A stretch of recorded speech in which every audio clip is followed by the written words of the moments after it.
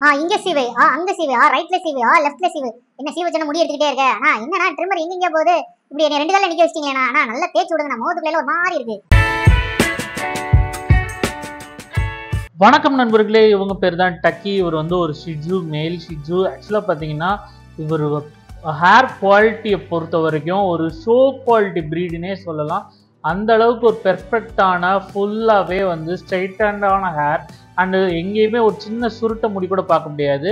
And ரொம்ப நாள் maintain பண்ணலைனாலும் அதிகமாக சிக்கு சேராத அளவுக்கு வந்து இந்த ஹேர் வந்து இருக்கும். ஸோ இந்த மாதிரி ஷோ குவாலிட்டி ப்ரீட்ஸ்லாம் பார்த்தீங்கன்னா வந்து நம்ம 1 இன்ச்சுக்கு மேலேயே வச்சு கூட ஃபர் வச்சு மெயின்டைன் பண்ணலாம், ரொம்ப ஈஸி. பட் என்னன்னா கோம்பிங் மஸ்ட், அது மட்டும் நம்ம ப்ராப்பராக பார்த்துக்கணும். இவங்க பெட் பேரண்ட்ஸ் வந்து கூட்டிகிட்டு வந்திருந்தாங்க. இவங்க இப்போ 1 இன்ச்சு வச்சு கேட்டிருந்தாங்க. ஸோ நம்ம 1 இன்ச் வச்சு ட்ரிம் பண்ண ஆரம்பிச்சாச்சு.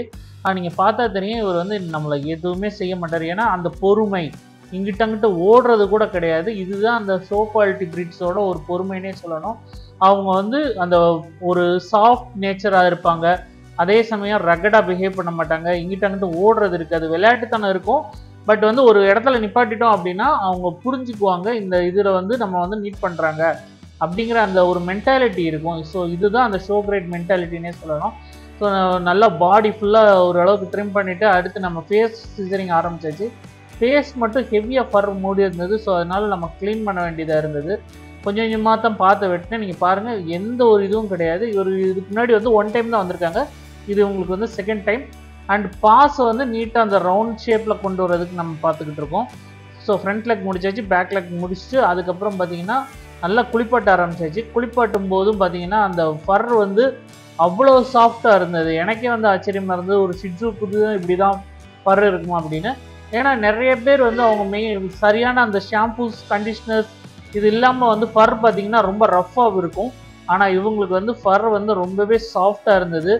நல்ல ஃபேஸ் ஷாம்பு, ஃபேஸுக்கு ஸ்பெஷல் ஷாம்பு போட்டு அவங்கள குளிப்பாட்டியாச்சு. நல்லா அந்த தொடச்சி விட்றாங்க பாருங்கள், எவ்வளோ நேரம்னாலும் தேய்ச்சிக்கிட்டே இருக்கலாம், அவங்கள நின்றுக்கிட்டே இருப்பாங்க. அண்ட் நல்லா துவட்டிட்டு அந்த துவட்டுறதும் பார்த்தீங்கன்னா அந்த கால் இதெல்லாமே பார்த்து துவட்டணும், அதுதான் ரொம்ப முக்கியம். அதுக்கப்புறம் ஒரு ப்ளோ ட்ரையர் போடும்போது மட்டும் கொஞ்சம் சுருண்டு படுத்துக்கிட்டாங்க. அவங்களுக்கு அந்த ப்ளோ ட்ரையர் பிடிக்காது. ஆனால் எங்கிட்டங்கிட்ட ஓடலை, ஒரு இடத்துலையே சுருண்டுக்கிட்டே தான் இருந்தாங்க. மற்ற நம்மக்கிட்ட இவ்வளோ அமைதியாக இருக்காங்களே வீட்டில் எப்படின்னு கேட்டால், வீட்டில் எல்லா ரவுடித்தனமும் பண்ணுறது இவங்க தானா, அந்த அளவுக்கு வந்து சேட்டை பண்ணிக்கிட்டே இருப்பாங்களாம். ஸோ இந்த வீடியோ உங்களுக்கு பிடிச்சிருந்தா லைக், ஷேர் அண்ட் சப்ஸ்கிரைப் மாதிரி பார்ப்போம். பாய்.